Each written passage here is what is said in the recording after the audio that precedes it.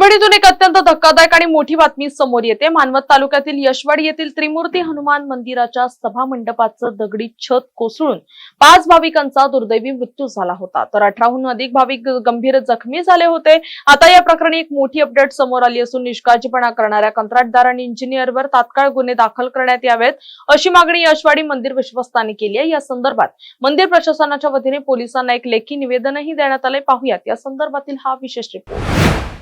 यशवाडी येथील त्रिमूर्ती हनुमान मंदिराच्या बांधकामाचं काम गेल्या 4 वर्षांपासून सुरू आहे। राजस्थान येथील मीनाक्षी मार्बल या कन्स्ट्रक्शन समूहाचे कंत्राटदार मिठनलाल मालवीय यांच्याकडे हे काम सोपवण्यात आलं होतं। मात्र सभा मंडपाच्या छताचं काम सुरू असतानाच अचानक हे दगडी छत कोसळलं आणि मोठा अनर्थ घडला।